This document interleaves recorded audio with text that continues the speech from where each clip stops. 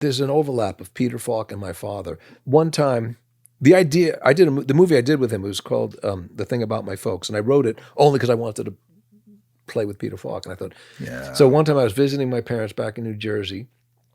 This is like early 80s, and my father happened to be watching whatever came on. I'm sure he didn't look for it, and it was The Cheap Detective, Peter Falk, and he was just really laughing, and I went, Peter Falk, my father. There's some connection here. And I said, Peter Falk as my father. Yes. Okay. So Peter Falk. So I had, for years, it took me a while to figure out the story, but I just had this desire to do a movie. Because you know your father loved him? Because of that connection, but also I grew up loving Peter Falk, and I don't know that it came from my parents.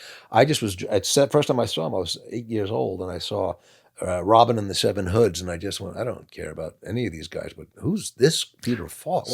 Oh my God. So, well, the funny thing was, so finally I wrote the script, I got it to Peter Falk, and to my astonishment, he loved it and said, let's go do this. We had dinner, my wife and Peter and his wife, and we have dinner, and we leaving, and my wife turns to me and she goes, oh my God, he's your fucking father. And I said, yeah, he doesn't look like him. He doesn't, but there's something in the connection. But the reason I even brought it up, I related to him something associated with my father, but what we really connected about was that he, who was a little younger than my father, but not by much, he had a father who was in retail, had a business, had a store in upstate New York. Did you know this? Yeah. Okay.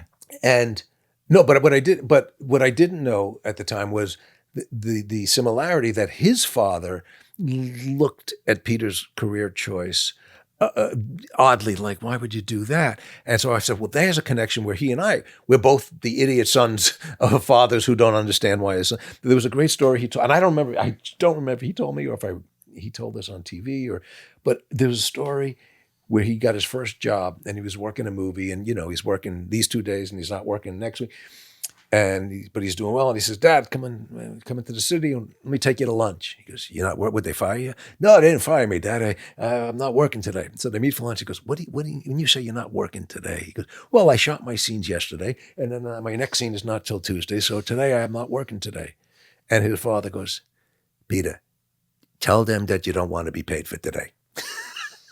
Make sure that, Dad, you get paid for it. He goes, no, it's not right. You shouldn't take money for it. And I went, oh, that's so beautiful. It's just, right? It's so, well, that makes all the sense in the world. You're stealing, you're getting paid. Because this is how he grew up. Yes, you work a day, you get paid for a day. But if you're not working, and I thought, oh, that just moved me. Yeah, you're still moved. I can tell. I love it. And it's also, it's what bonded me, as much as I looked at Peter as a father figure, it's like we were closer because of that experience of choosing acting, and he did not picture that as a young man. He was in the civil service. He was, I forgot what the story was. I think he walked by an acting class or something, and he said, I got to do that. It was like, I was thinking. But you said you did this with your left hand. Yes. But your right hand. Yeah, that's nothing. Thank you. That would be all. I used to watch him all the time.